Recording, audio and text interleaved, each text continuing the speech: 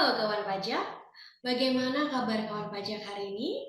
Semoga selalu dalam keadaan sehat dan juga berbahagia. Jumpa lagi dalam podcast KP Pertama Semarang Barat dengan tema Serba-Serbi NPWP. Perkenalkan, saya Dea Deswita, penyuluh pajak dari KPP Pratama Semarang Barat, dan juga ada narasumber kita kali ini, ada Kak. Saya Oni Nuraini, penyuluh pajak KPP Pratama Semarang Barat. Nah, berbicara tentang mengenalkan diri, pasti perlu ada tanda pengenal. Betul, ya Kak. iya. Kita punya tanda pengenal, ada KTP. KTP benar, ada SIM. SIM. Nah, dalam bidang perpajakan juga ada tanda pengenal namanya NPWP. Ini adalah kartu NPWP kawan pajak. Beberapa pasti sudah memiliki ya kartu NPWP seperti ini.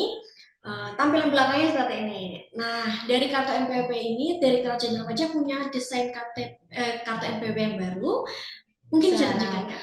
Untuk teman-teman yang terdaftar di tahun 2022 nanti akan mendapat kartu NPWP-nya pasti bentuknya seperti ini ya. Tampilan depannya seperti ini dan belakangnya seperti ini. Kemudian kalau misalkan, loh waktu saya bikin NPWP kok tulisannya DMDU. Nah, sebenarnya terbalik kawan teman-teman pajak, kawan pajak. Nah, tinggal dibalik aja langsung jadi NPWP. Bukan setelah bukan sihir langsung jadi NPWP. Jadi tinggal dibalik saja Kak.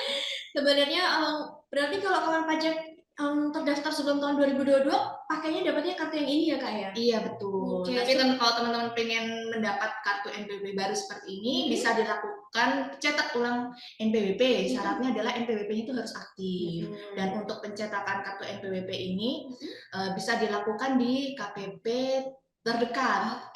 Berarti bisa di mana aja? Bisa di mana aja. Yang penting NPWP-nya aktif. Jadi tinggal datang ke KPP membawa fotokopi KTP dan kartu NPWP-nya. Tapi misalkan di sini nomornya masih sama ya Kak ya, berarti nggak harus ya, misalkan punyanya yang lama gimana, yang baru gimana, harus cetak ulang atau enggak gitu gimana? Tidak wajib sih, tidak wajib, karena kan yang dipakai kan nomornya, nanti misalkan kita cetak ulang kartu, nomornya tetap nomor yang sama, kan yang digunakan hanya nomor. Kita juga ada kartu elektronik ya, kalau kawan pajak sudah pernah akses DJP online, di situ juga ada kartu NPWP secara elektronik. Iya, dan bisa dikirimkan ke email. Jadi kalau misalkan pada saat login di halaman depan nanti ada menu kirim email. Jadi kalau NPWP elektronik bisa dikirimkan ke email. Jadi kalau teman-teman mau cetak, print sendiri pun bisa. Berarti sekarang supaya nggak banyak kartu ya Kak ya? Iya betul, dompetnya nggak penuh Kak. Dompetnya penuh sama kartu. Aduh, kawan pajak ya. Nah, kita sudah membahas tentang NPWP tadi ya. Ada komponennya di kartu NPWP, ada nomor, ada nama ya Kak ya, kemudian alamat, dan terdaftar di KPP mana. Nah, kita sudah membahas bentuk fisiknya. Sebenarnya kita bahas lagi apa sih kartu NPWP ini, terus kegunaannya apa? Mungkin beberapa kawan pajak masih ada yang bertanya-tanya. Gimana Kak Oni? Jadi NPWP itu adalah singkatan dari nomor pokok wajib pajak. Nomor pokok wajib pajak itu sendiri adalah nomor yang diberikan kepada wajib pajak sebagai sarana dalam administrasi perpajakan yang digunakan sebagai tanda pengenal diri atau identitas wajib pajak dalam melaksanakan hak dan memenuhi kewajiban perpajakannya. Nah, di kartu NPWP sendiri itu memuat identitas perpajakan atau yang terutama yang penting adalah nomor NPWP. Kemudian ada nama di bawahnya, ada NIK, alamat, kemudian paling ujung sebelah kiri itu adalah KPP terdaftarnya. Dia terdaftar di mana? Nah, terkait tema kita hari ini kan serba-serbi NPWP. Bentuk fisik NPWP sudah. Apa sih NPWP ini sudah dijelaskan. Nah, sekarang pengen tahu tentang fungsinya kartu NPWP itu apa sih Kak? Jadi fungsi NPWP sendiri itu adalah nomor identitas yang digunakan oleh wajib pajak untuk administrasi pelaksanaan hak dan kewajiban perpajakannya. Seperti misalkan pertama untuk pembayaran PPh bagi orang pribadi atau badan. Karena kan pada saat sebelum melakukan pembayaran kan wajib pajak harus membuat billing. Pada saat pembuatan billing, hal pertama yang diisi itu adalah nomor NPWP. Kemudian yang kedua adalah untuk pemotongan atau pemungutan PPh. Jadi untuk misal orang pribadi yang sebagai karyawan, pastikan untuk PPh-nya dipotong oleh pemotongnya adalah pemberi kerja. Nah, gimana sih pemberi kerja itu memotong PPh-nya itu dengan menggunakan NPWP. Kemudian selanjutnya adalah untuk pemungutan PPN. Di sini apabila wajib pajak PKP melakukan pemungutan PPN, dia yang pertama kali diinput di faktur pajak itu juga nomor NPWP. Kemudian selanjutnya untuk pembayaran PBB sektor perkebunan dan perhutanan, pertambangan minyak dan gas, serta yang terakhir adalah penyetoran biaya materai. Ternyata banyak ya fungsinya kartu NPWP ini. Iya. Yang pasti tetap berhubungan dengan sektor perpajakan ya Kak Betul. ya. Nah, ini siapa aja sih Kak yang harus punya NPWP? Apakah semua warga negara nih harus mempunyai NPWP? Jadi untuk siapa aja sih yang wajib memiliki NPWP itu apabila dia memenuhi siapa aja ya, itu baik orang pada di perpajakan sendiri ada wajib pajak orang pribadi, wajib pajak warisan bumi terbagi, wajib pajak badan dan instansi pemerintah. Nah, untuk orang pribadi sendiri itu harus sudah memenuhi ada namanya syarat subjektif dan syarat objektif. Oke. Berarti ada syarat subjektif dan objektif. Apa aja nih Kak syaratnya? Boleh nggak dibagi ke kita? Jadi syarat subjektif itu adalah persyaratan yang sesuai dengan ketentuan mengenai subjek pajak dalam Undang-Undang Pajak Penghasilan dan Perubahannya. Di sini adalah umur. Jadi minimal umur itu adalah 18 tahun. Kemudian untuk syarat objektif sendiri adalah persyaratan bagi subjek pajak yang menerima atau memperoleh penghasilan. Jadi subjektif secara umur, kemudian kalau syarat objektif adalah penghasilan. Jadi setiap orang pribadi yang sudah memiliki penghasilan harus memiliki NPWP.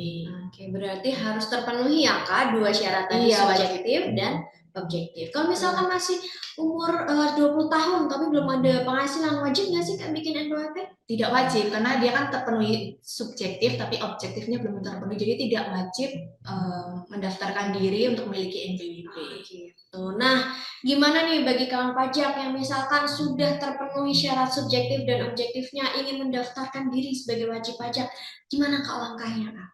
Jadi untuk pendaftaran NPWP sendiri ini dilakukan secara online, tidak lagi melalui pendaftaran di KPP. Nah, teman-teman bisa mengakses laman irek.pajak.go.id. Kemudian melakukan pendaftarannya lewat situ, mengisi datanya lewat situ, kemudian nanti kartu NPWP akan langsung jadi nih setelah prosesnya selesai ya, sampai teman-teman submit, nanti akan langsung teman-teman mendapatkan kartu NPWP elektronik yang dikirimkan secara email. Untuk fisik kartunya akan dikirimkan pos paling lambat 30 hari ke alamat sesuai KTP. Oh gitu. Jadi memang bentuk fisiknya tetap akan dikirimkan, tapi ke alamat yang terdaftar dalam KTP ya Kak ya? Iya, betul. Tujuannya supaya untuk validasi alamat gitu ya Kak ya? Oke. Nah nanti kalau misalkan selama jangka waktu itu kok tidak ada kartu NPWP yang sampai ke alamat, gimana Kak? Bisa dilakukan cetak ulang kartu ya? Iya, cetak ulang kartu ke KPP terdekat. Karena cetak ulang kartu NPWP bisa dilakukan di KPP mana saja. Oke. Nah, setelah punya NPWP nih Kak, sudah ada nomornya, sudah bentuk fisiknya sudah sampai ke alamat. Kewajiban apa sih Kak yang menyertai itu? Jadi di perpajakan sendiri apabila sudah memenuhi dua syarat tadi subjektif dan objektif, ada kewajiban pertama daftar kan sudah ya. Nanti setelah daftar adalah menghitung berapa sih pajak yang harus disetorkan. Kemudian setelah itu adalah membayar pajak yang tadi sudah dihitung. Yang terakhir adalah melaporkan pajak yang sudah dihitung dan dibayar tersebut. Oke, berarti tadi kewajibannya ada 4 ya Kak ya? Daftar, hitung, bayar, lapor, DHBL. Oke. Nah, selanjutnya kenapa sih harus menghitung sendiri nih Kak? Karena kan kita ternyata di Indonesia ini menganut sistem perpajakan self-assessment ya. Jadi memang diberikan kesempatan pada wajib pajak untuk menghitung sendiri pajaknya. Nah, jangan sampai lupa kalau memang sudah mempunyai NPWP juga harus melakukan kewajiban yang terakhir, yaitu kewajiban laporan SPT tahunan, di mana untuk orang pribadi dilaporkan paling lambat itu 31 Maret tahun berikutnya. Kalau untuk wajib pajak badan paling lambat 30 April tahun berikutnya. Di sini yang wajib lapor SPT tahunan adalah yang NPWP-nya aktif. Karena tidak semua NPWP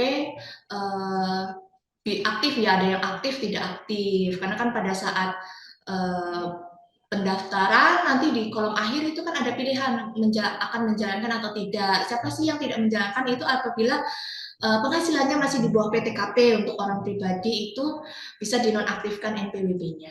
Oh, jadi ada status NPWP aktif dan non efektif Iya, ya. efektif. Oke, jadi yang akan dipilih saat akhir di pendaftaran ya Kak ya di irek.pajak.go.id itu ya.